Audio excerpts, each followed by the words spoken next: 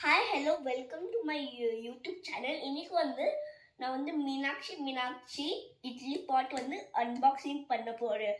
வாங்க பார்க்கலாம் எப்படி இருக்குன்னு.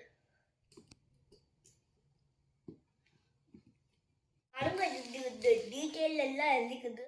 இது அமௌண்ட் 1600.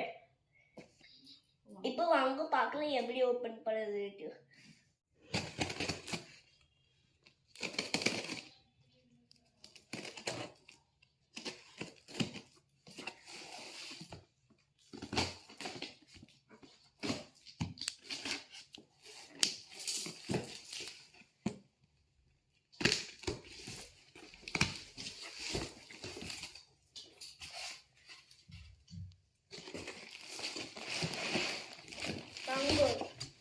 பாருங்க எப்படி இருக்குது. இது பெருசா இருக்குது, அப்புறம் நல்லா இருக்குது.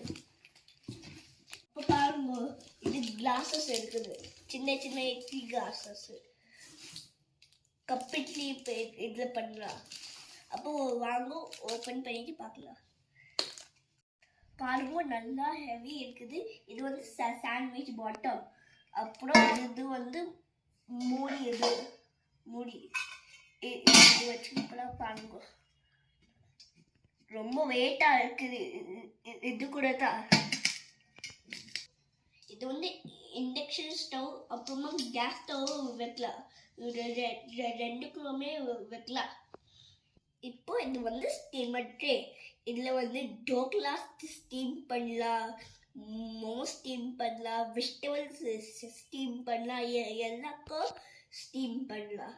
இப்போ நெக்ஸ்ட் இதுல கப் இட்லியும் வைக்கலாம். இங்க பாருங்க இப்படி எல்லாம் வைக்கலாம்.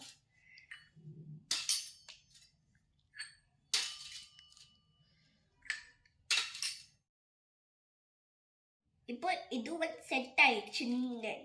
நெக்ஸ்ட் செட் காமிக்கிறேன். இது நம்மளுக்கு 3 கெட்டிச்சு இட்லி ட்ரே. இது இட்லி பதற்கு யூஸ் ஆகும். ரொம்ப இட்லி பண்ணலாம். இதுல பாருங்க ரொம்ப ஸ்டீலா இருக்குது, நல்லா ஸ்டீலா இருக்குது. பாருங்க சர்க்கிள் எவ்வளோ பிரைட் ஷைனிங்கா இருக்கு. இதுவும் நல்லா இருக்கு. எல்லாம் சேம் தான். 1 இட்லி ட்ரேல 7 பீசஸ் டோட்டல். இது ஸ்மால், இது பெருசு. பாருங்க எவ்வளோ டிஃப்ரென்ஸ் இருக்குது. இப்போ நெக்ஸ்ட் காமிக்கிறேன். இப்போ இது பேபி இட்லி. இதுல டோட்டலா 19 பீஸ் வரும். ஒரு பாங்க நல்லா பெருசா இருக்குது. அப்புறம் நல்லா சாஃப்டா இட்லி வரும். அதனால தான் இப்படி எல்லாம் இருக்குது. இப்போ நான் எல்லாம் உங்களுக்கு அரேஞ்ச் பண்ணி காமிக்கிறேன். ஃபர்ஸ்ட் நம்ம ஸ்டீமர் வைக்கணும்.